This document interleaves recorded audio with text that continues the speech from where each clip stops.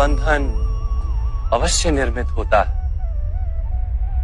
किंतु कार्य का बंधन निर्मित नहीं होता पार्थ। तुम्हें कर्म और कार्य के बीच क्या भेद है, ये जानना आवश्यक है।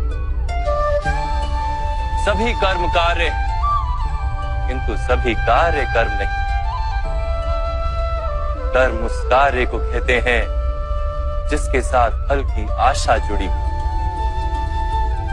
मनुष्य जब भी सुख की, संपत्ति, प्रशंसा की आशा रखकर कोई कार्य करता है तो वो उस कार्य के फल से बंध जाता है। जब किसी कर्म को फल की आशा से किया जाए तो उसे सकाम कर्म योग कहते हैं, और जब किसी कर्म को बिना किसी फल की आशा से किया जाए तो उसे निष्काम कर्म योग कहते हैं। इसी कारण से उसे बार बार जन्म लेना पड़ता है। वास्तव में मनुष्य को कोई कर्म नहीं बांधता, कर्म से जुड़ी आशाएं उसे बांधती।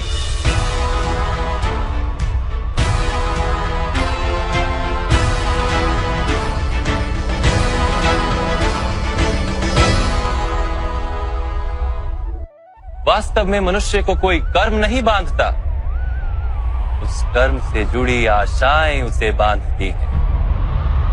वो कैसे माधव? यदि इस युद्ध में तुम्हें विजय होने की आशा है तो पराजित होने पर तुम्हें भीषण दुख होगा, और वो दुख तुमसे कोई अन्य कार्य करवाएगा जिसके लिए तुम्हें दूसरा जन्म लेना पड़ेगा।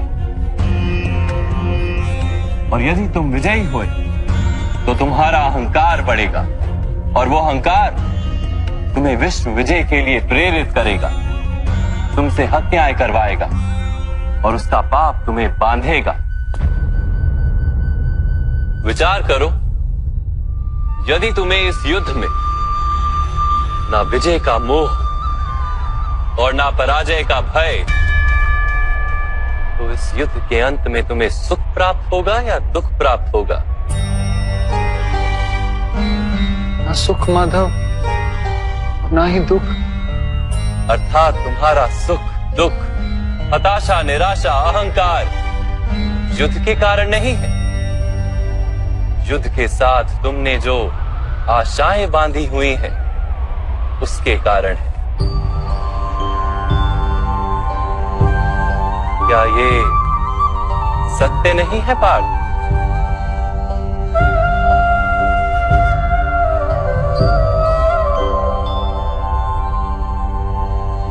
सुख दुखे समे कृत्वा लाभा लाभो जया जयो ततो युद्धाय युज्यस्व नैवं पाप मवाप्स्यसि। अर्थात सुख दुख को समान मानकर लाभ हानि जय पराजय का विचार किए बिना यदि तुम युद्ध करोगे कौन्तेय, तो तुम पाप के भागी नहीं बनोगे। इसी को कर्म योग कहते हैं। जो सांख्य का ज्ञान प्राप्त कर लेता है वो ये जान लेता है कि वो शरीर नहीं, केवल एक आत्मा है।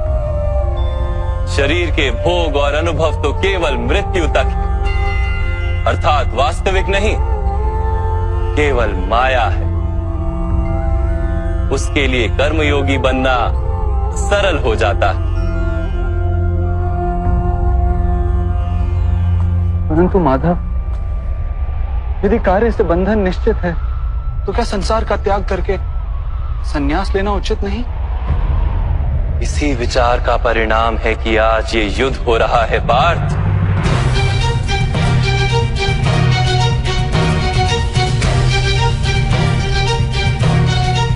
विचार करो, जब सत्व गुण से भरे धर्म को जानने वाले लोग कर्मों का त्याग करते हैं, तब अधर्म से भरे लोग भी संसार को चलाते हैं।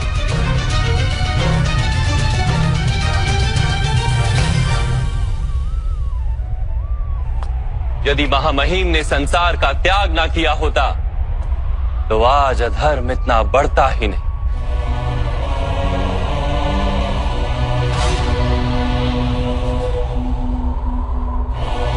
और तुम्हारे पिता ने यदि संन्यास ना लिया होता तो आज भ्राता युधिष्ठिर सुख से राज कर रहे होते।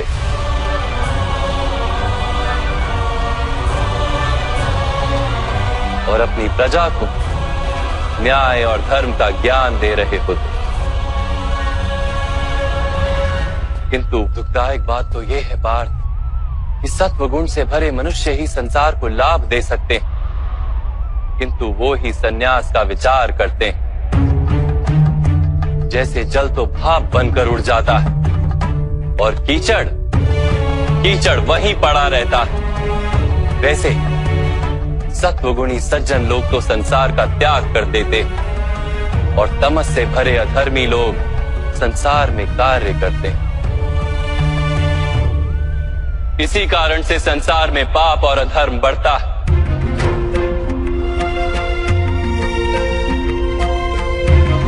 किंतु कर्मयोग इस विचित्र स्थिति से सारे संसार का रक्षण करता है। कर्मयोगी फल की आशा का त्याग करता है, किंतु कर्मों का त्याग नहीं करता।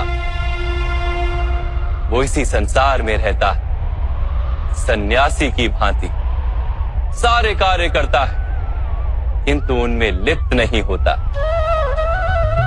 कर्मयोगी अपनी संतानों से, स्वजनों से, अपनी प्रजा से कोई अपेक्षा या आशा नहीं रखता। स्वयं उसे संन्यास का लाभ होता है, किंतु समाज को संसारी की भांति लाभ देता। मनुष्य अपनी संतानों के सुख के लिए श्रम करता है माधव। अपनी संतान से सुख की अपेक्षा कैसे न रखे? मनुष्य अपनी संतानों के लिए जो भी करता है वो व्यापार है या प्रेम पार? प्रेम माधव। तो फिर अपने कार्यों के प्रति फल की इच्छा क्यों पार? भविष्य का लाभ तो व्यापार में देखा जाता है, प्रेम में नहीं। जो मनुष्य अपनी संतानों का चरित्र निर्माण उचित रूप से करता है, संतानों को प्रेम और धर्म के संस्कार देता है, उसकी संतानें भी मनुष्य को प्रेम और सुरक्षा अवश्य देती। संतानों के कर्म, स्वजनों के व्यवहार उनके कर्म है पार, और जब उनके कर्मों पर हमारा कोई अधिकार नहीं होता तो उनसे आशाएं और अपेक्षाएं रखने का क्या प्रयोजन? यदि गहन विचार करोगे पार्थ तो शीघ्र ही ये जान लोगे कि जीवन में ऐसा कोई कार्य नहीं है जिसके साथ आशाएं और अपेक्षाएं जोड़ना अनिवार्य हो। जब सृष्टि ही परमात्मा है और मनुष्य स्वयं परमात्मा का अंश है, तो सारे कार्य परमात्मा ही करते हैं। मनुष्य स्वयं कुछ नहीं करता। यही कर्मयोग का मूल सिद्धांत है पार्थ।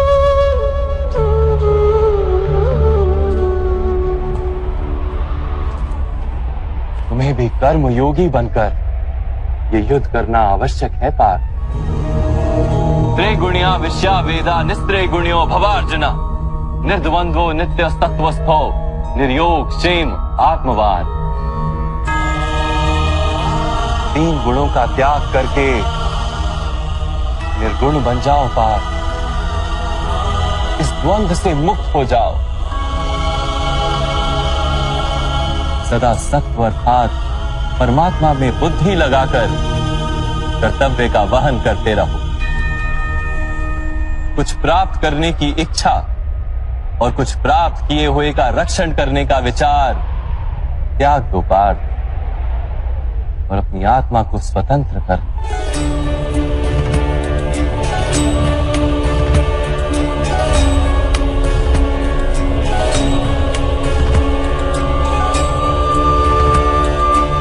स्मरण रहे पार्थ,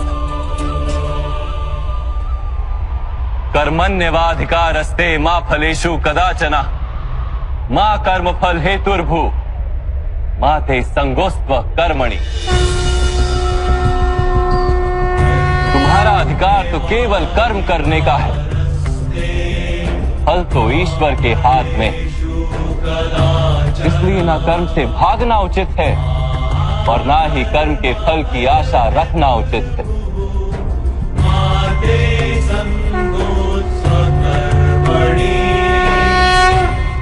जो फल का त्याग कर दे परंतु कर्म का त्याग ना करे, ऐसे कर्म योगी को कैसे जाना जा सकता है माधव? विश्याविनिवर्तन्ते निरहारस्य देहिनः रसवर्जम रसोप्यस्य परम दृष्ट्वा निवर्तते।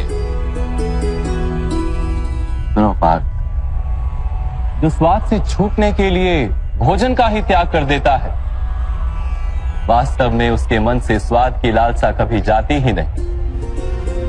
उसे दोहरी हानि होती है। एक तो वो निर्बल हो जाता है, जिसके कारण परमात्मा को प्राप्त करने का जो प्रयत्न अनिवार्य है उसे वो नहीं कर पाता, और दूसरा, सदा ही उसका मन स्वाद की लालसा से भरा रहता है। इसलिए भोजन का त्याग करने से उत्तम है स्वाद की लालसा का ही त्याग कर दिया जाए। कर्म योगी अपने मन की सारी लालसाओं को खींच लेता है, जीवन को कर्तव्य मानकर कार्य अवश्य करता है, किंतु उन कार्यों से जुड़ता नहीं। और बाप, जो व्यक्ति अपने कार्यों से आशाएं और इच्छा नहीं रखता, उसी के कार्य पूर्ण होते हैं। एक असफलता से दुखी होकर जिसका मन डोलता नहीं, एक सफलता से आनंदित होकर जो स्वयं को सर्वश्रेष्ठ नहीं मानता, ऐसे ही व्यक्ति को कर्म योगी कहते हैं। और ऐसा व्यक्ति जीवन में बार बार सफल होता है।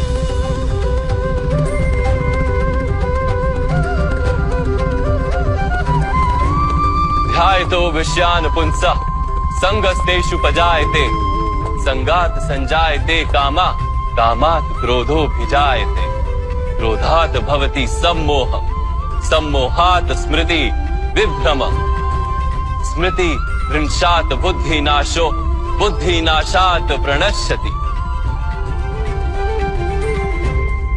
फल की आशा से कामना प्रकट होती है, और कामना का तो स्वभाव है असंतुष्ट रहना। असंतोष से क्रोध उत्पन्न होता है, और क्रोध से मोह जन्मता है। मोह के कारण व्यक्ति आचार और व्यवहार का ज्ञान ही भूल जाता है। ज्ञान के जाने से बुद्धि चली जाती है, अनुचित प्रकार के कार्य होने लगते हैं, और समाज ऐसे व्यक्ति का शत्रु बन जाता है, और अंत में ऐसे मनुष्य पूर्णतः पतन हो जाता है।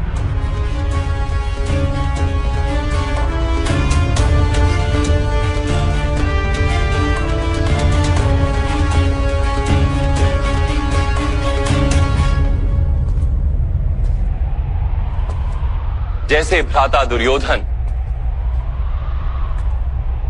उनके सेनापति महामहिम उनके ही शत्रु हैं, और तुम्हें विजय का आशीर्वाद दिया।